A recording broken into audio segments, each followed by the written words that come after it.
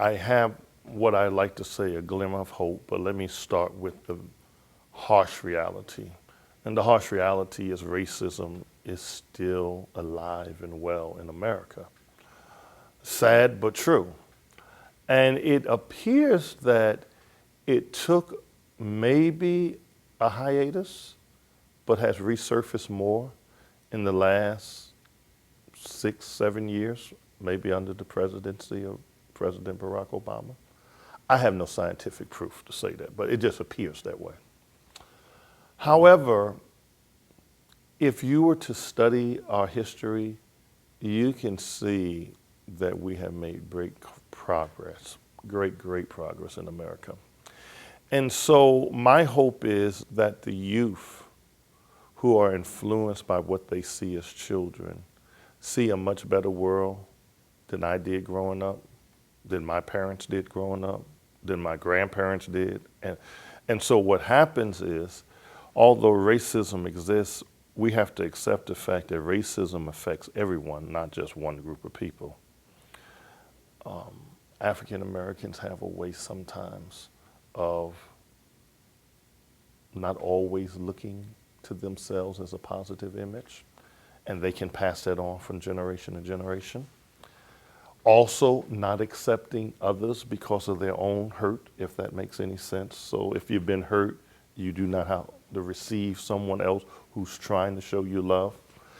And what I think is happening in this younger generation that is behind me, and not just behind me, but maybe 2 generations to 3 generations behind me, every child in America is looking at an African American president.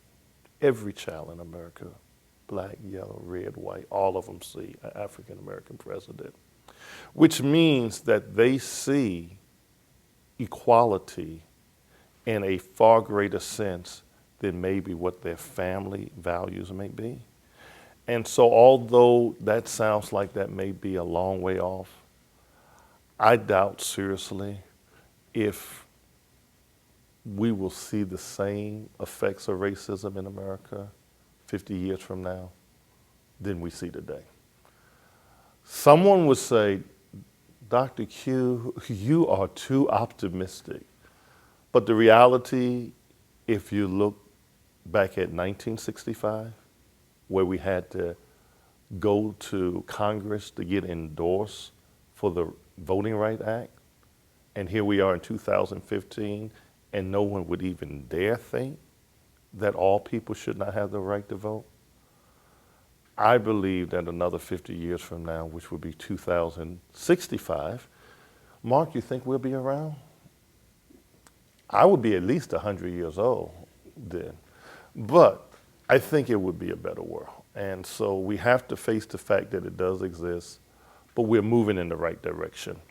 I get that from when I was a student in seminary, we used to call something called salvation history, that God is always moving and that the story unfolds as each generation goes, and you really don't know the whole story until you get it, just unfolds. And so what we saw in Charleston, South Carolina is a sad tragedy. It's sad because we took a young man who we believed that was a Christian to go into a church and kill other Christians. And it appears only on the basis of race, that you are different than I because your skin color is different. But we share the same faith. I honestly believe the children that are growing will become better. And will we have 1 or 2 persons like that? But I think that minority will get smaller and smaller and smaller as the years progress. Now, for my personal experience, which is different because I just hit middle age. God, I'm embarrassed.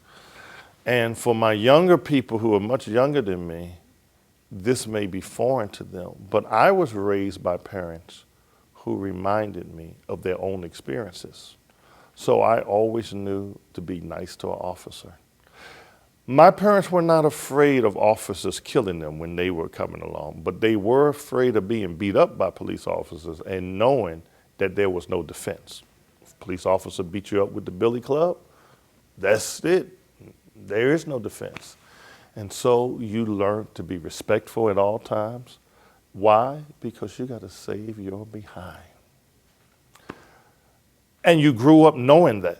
You grew up always knowing that you had to watch yourself and be careful, because if you gave any reason for attention to come your way, you might get beat up by the police.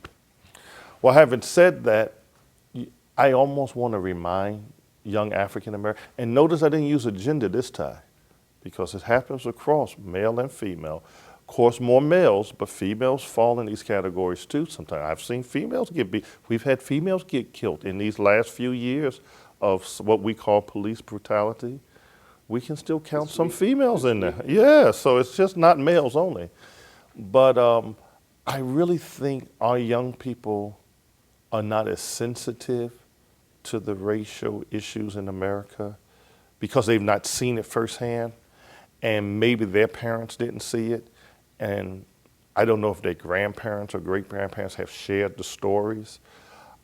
I was raised by parents who still experienced Jim Crow laws. Jim Crow laws were still alive and well in the 30s and 40s. And although the 50s and 60s made a difference, that was still part of their memory. So although I never had to experience it firsthand, I was raised by people who did experience it firsthand. And I think that's what's lacking with our young people, that they don't know that history and may take some things for granted. Sometimes you have to be careful with your words. You gotta watch yourself. Is it fair? No. Life isn't fair. You learn to live with it. Yeah. Now, to educate to a white congregation to say, this is a fact. This is what young African Americans live with. I think the situation with Trayvon Martin, if you recall, President Barack Obama said, that could have been my son. That could have been me at that age.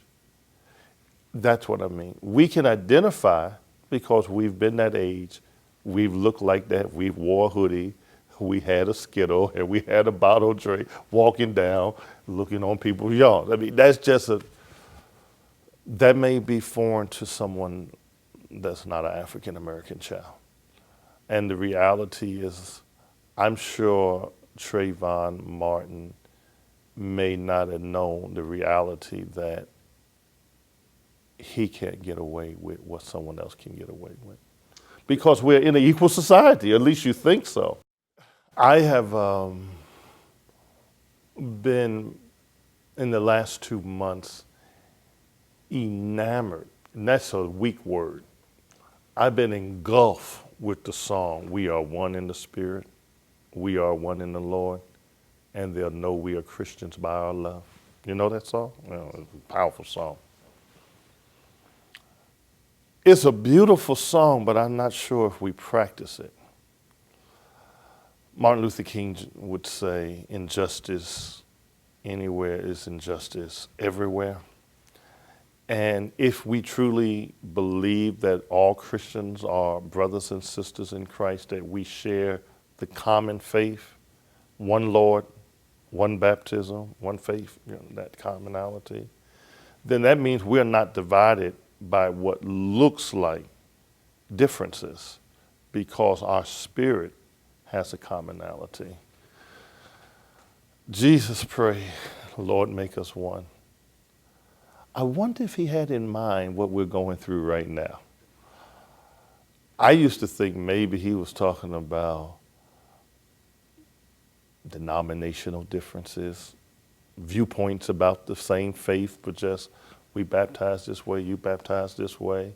We believe that, but it's still the same faith. Maybe I need to take a broader understanding of that and say, remember, Jews first, Gentiles. Some thought they were better than others because of privilege. Is that what's going on in America today? That I'm better than you because I look different and I'm a part of a larger culture that has power and you're part of a lesser culture that has less power? No, Jesus said we're one. And since we're one, that means when one suffers, we all suffer. And so Paul, I'm not trying to preach, but Paul helps us when he says, how can the eye say I'm not part of the body, and how can the foot? Because it's one. We may be different members. We may look different. Your hands look different than your feet. Have very similar things, but they do different functions. But it's the same body. And I know for myself, and I like using this. Get up one night, go to the restroom, and forget to turn the lights off, and thump your foot. This hand will go down to that foot to massage. That's being one as believers, that when one hurts, we all hurt. And when that one hurts, we all show attention to that part that's hurting.